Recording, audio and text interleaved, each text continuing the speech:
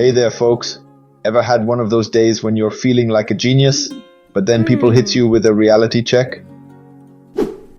Well, buckle up, because we're about to dive into the wacky world of our minds, where things aren't always as they seem. Today, we're going to explore a topic that's going to make you question everything you thought you knew about yourself. Intrigued? You should be. So grab your popcorn, sit back, and let's dive into the fascinating world of cognitive biases. You know how you trust your gut, right? You make decisions every day, big and small, and you think you're being all logical and rational. But what if I told you that your brain is playing tricks on you? Yep, you heard me right.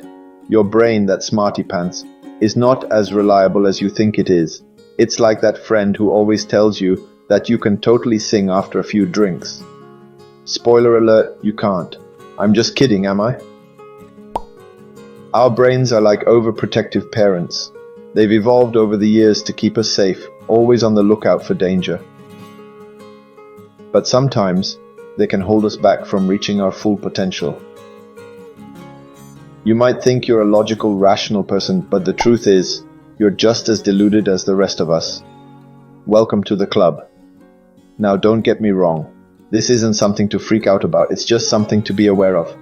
Being aware of your thoughts allows you to trust the logical ones and dismiss the ones that are unhelpful. These are called cognitive biases. We all have cognitive biases that can cloud our judgment. These biases are often based on our past experiences and can lead us to make decisions that aren't necessarily logical or rational. Picture this. You're at a car dealership, ready to buy a new ride. You've always driven Audi car, and you've had nothing but smooth drives. So you're leaning towards buying the same brand again. But wait, there's a shiny Mercedes that's got better features and is in your budget. But your brain goes, nah, let's stick to what we know.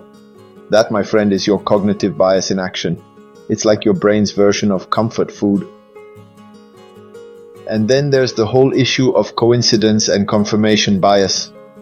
This is a type of cognitive bias where we tend to seek out information that confirms our existing beliefs. You know, when you start thinking about something and suddenly you see it everywhere?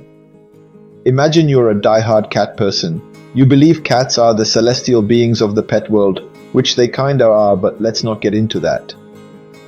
Every time you see a post about how independent and low-maintenance cats are, you're like, see, I knew it. But when you come across a video of a dog saving its owner from a fire, you just scroll past. That's confirmation bias for you. It's like having selective hearing, but for your beliefs. And let's not even get started on procrastination. We all do it. Ever had a work deadline, but there's a new episode of your favorite show on Netflix? And you think one episode won't hurt? Next thing you know, you've binged half the season and your work is still untouched. That's not just you being lazy, that's your brain giving in to temptation. It's like your brain is a kid in a candy store, reaching for the sweet treat instead of the healthy snack. And then there's the Dunning-Kruger effect. It's when we think we're better at something than we actually are.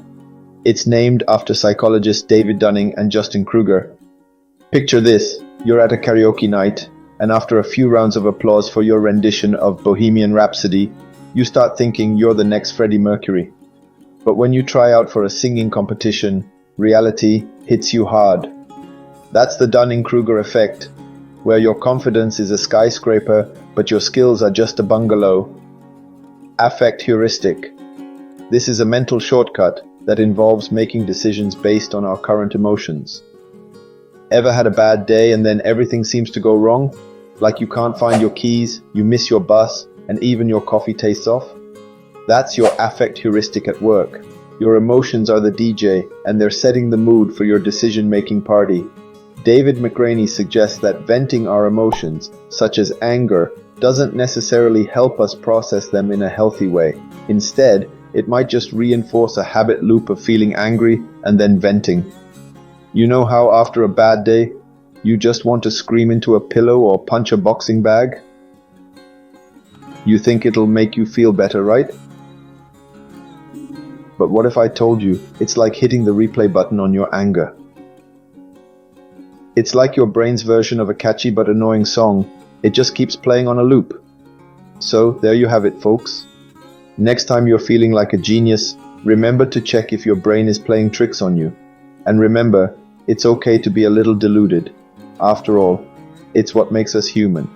And hey, if people says otherwise, just remember, it doesn't know you like you do. So keep exploring, keep questioning, and keep being you. Because at the end of the day, you're the real genius here.